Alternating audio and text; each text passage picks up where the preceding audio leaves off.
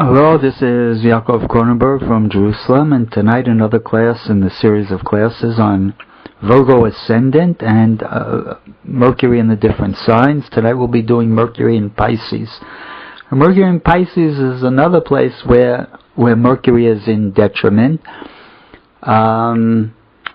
Because again, Mercury is a cold planet. It's very intellectual. It's an intellectual planet that doesn't like to, be emotionally involved. It's like a computer. Mercury likes to think things out and use its logic and reasoning and come to a conclusion and not to use any extraneous other factors. So when Mercury is in Pisces, which is by far the most emotional probably sign of the zodiac, the most sympathetic sign.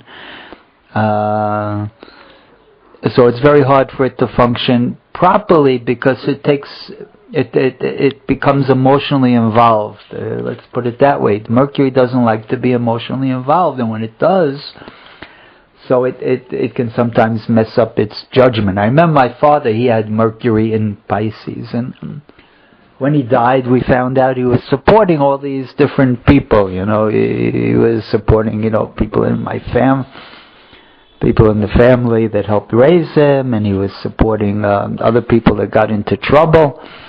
He was like that. He was, he was smart, but he was like, you could, it was a person you can cry to and get money out of them. That's a person with Mercury and Pisces. They're suckers for hard luck stories and things like that. They're the people you go to when you need something.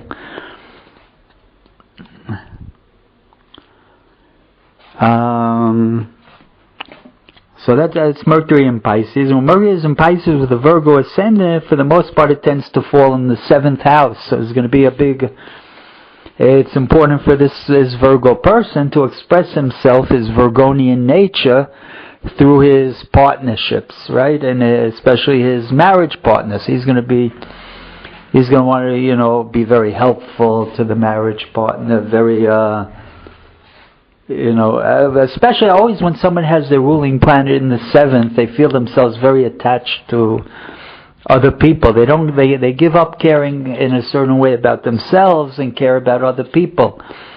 Right? And this is going to be especially prevalent, say, in a Virgo rising, because you'll have Mercury in Pisces, that emotional thing. And they'll go to the other person, right? And they'll want to serve them, and that's where they'll find their function. A lot of times they can get like needy type of people and things like that. With this combination.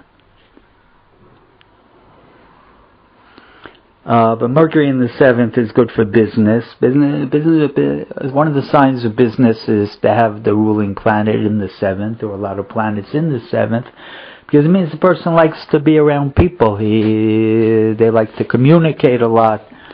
And so it makes the person very good at business, because they like to engage other people, and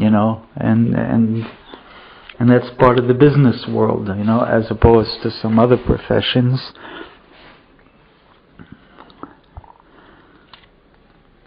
So again, Mercury in the 7th, there's going to be a strong inclination here for 7th house affairs.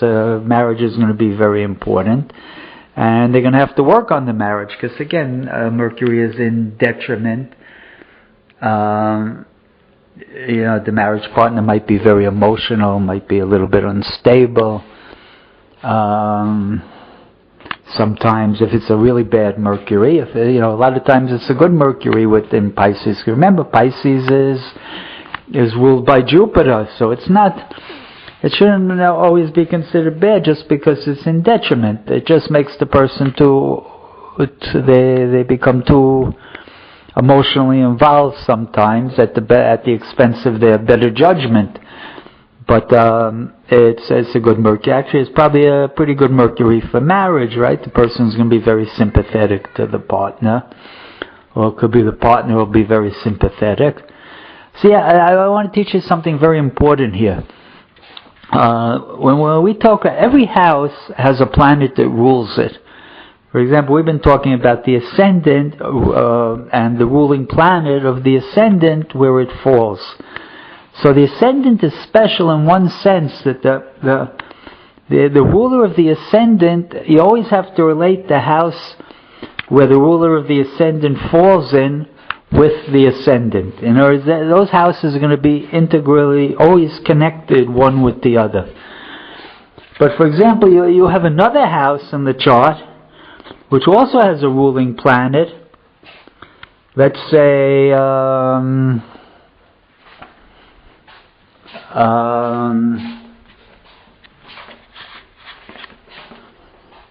let's say even take a Virgo. Let's say you got a Virgo rising, and so you'll have Gemini on the ascendant, and so Gemini will also be ruling the Virgo.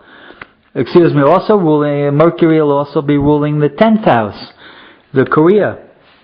But it's not always working connected to the career, because sometimes Mercury is just going to work for the 7th house and not for the career. Right? The two pieces aren't integrally connected. So you have to think: is it going to work for the most part? It'll work for the place where it's found, and then sometimes it'll also work for the house that it rules. And this is with all the other houses except for the ascendant, and you have to take that into consideration. It's an important point. And tonight I want to look. Later on, we'll do classes on this. And now I just want to introduce the idea. And I got a chart here of a famous actress. What can I do? These are the charts that I can find on the internet. You get celebrities. And anyway, she was a very famous actress. She was born in 1922. She was a very famous actress in the 40s and the 50s. Her name is Doris Day. She actually, at one time, she was probably one of the most famous, most popular singers in America, and actresses, everything. Very, very popular. I want to do her chart for two reasons. One, because I found it, and I didn't have any other chart with Virgo, Pisces, Mercury, and Pisces. And it's interesting, she was married 4 times, right? It's interesting, the marriage was very important to her. Right? It was so important to her, she went and got married 4 times. She has Mercury almost exactly on the 7th house cusp, and it receives a difficult aspect from Mars. Right? It receives a tight trine from Mars, which is the knife. Right? A couple times she claimed she had the husband's abused her, which is definitely possible in this chart. And also she had Uranus connected to the loose conjunction, or Uranus also in Pisces, and so which tends to cause breakups, right? Sudden attachments, sudden breakups, and so she had but especially the Mars was very tight aspect to her, and so you see, because of just that one tight aspect, it led her to I guess it's more than that. She also had a very her Venus was also in detriment. The Venus is in Aries in the 8th house. So she had certain issues there that we wouldn't want to talk about right now because it's not part of Virgo, but it also tends to lead it can be difficult for a woman, Venus in Aries. But in any case, there's another point I want to talk about in her chart also, that she was also known for another quality of Virgo rising, which is animals. We haven't really talked about it much. The 6th house rules small animals, it rules pets, and so the Virgos tend to have an interest like that. And this lady, Doris Day, she was a tremendous activist for animals, for abuse to animals, and for doing good to animals, and she was the head of a couple. She started organizations that work for that, which was very important. If you look at her chart, actually, the ruler of the 11th is right on the midheaven. You see, also her moon was also squared to Mercury, and it's opposite her Mars. So all the female planets in her chart were harmed. Right? So that's also another indication of difficulty in marriage, because she also had the moon there. The moon was moon squaring the Mercury and opposite the Mars.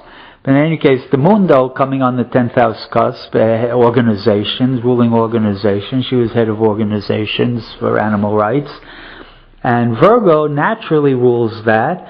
And if you look at her chart, the ruler of the 6th, and the ruler of the 6th is really Aquarius, but also most of the 6th house is Pisces in her chart.